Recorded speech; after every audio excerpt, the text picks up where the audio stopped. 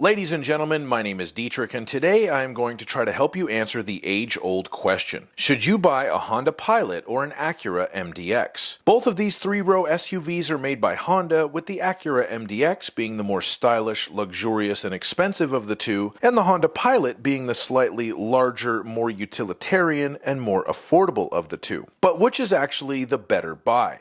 We will find that out today. I have driven and reviewed both of these cars. I have been in the car business for 18 years, and what I am about to give you is my quote-unquote expert opinion, so you can take it for what it's worth. You only get one chance for a first impression, so we are going to start with styling. Here the Acura has a clear advantage. The sleeker body lines, more expressive front end, jewel-eye LED headlights, and chicane LED running lights really set the Acura apart from the SUV pack. The Pilot is by no means bad looking, but really it is just a box on wheels with a couple of nice touches, whereas the MDX is almost pretty, at least as far as SUVs go. First point to the Acura. Next, we will move on to the powertrains.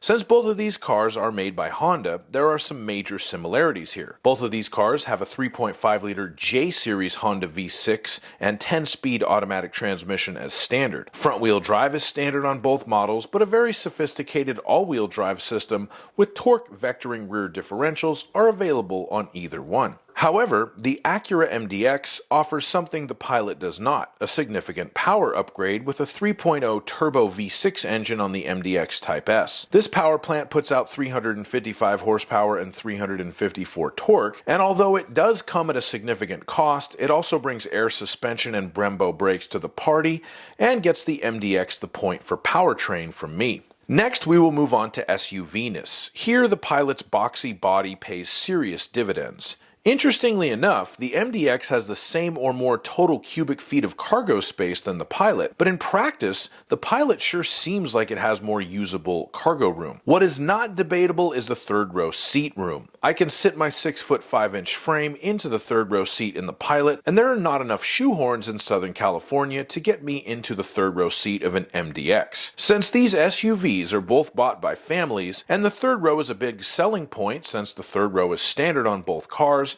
the Honda gets the point here. And honestly, if you're buying one of these cars with using the third row on a regular basis in mind, you might as well just go find a Pilot.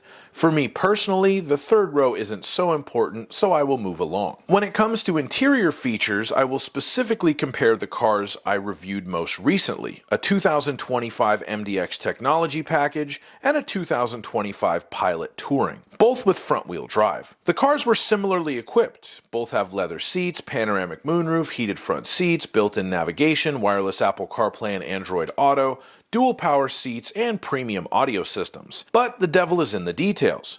For example, the Acura has 12-way power seats on both sides, whereas the Pilot has a 10-way power driver's seat and only a 4-way power passenger seat. The Honda has a 12-speaker Bose sound system that's fine, but the Acura has a 19-speaker Bang & Olufsen sound system that is truly fantastic. The Acura also has small niceties like memory seating on the passenger side, a larger, fancier-looking touchscreen, interior ambient lighting where you can actually change the colors on the inside of the car at night, and a full set of fancy digital gauges. Still, the Acura better have all those features because it is 10 grand more. However, at the end of the day, I think that both of these cars have good levels of equipment for their price points, so I'll give each the point for features. For safety features, both of these cars are equipped with the current state-of-the-art, which Honda calls Honda Sensing and Acura calls Acura Watch. Both cars give you forward collision alert, emergency braking, lane departure warning, lane keeping assist, and adaptive cruise control. Blind spot monitors and rear cross traffic alert were both present and correct on both cars that I tested, as were front and rear parking sensors with low-speed braking control.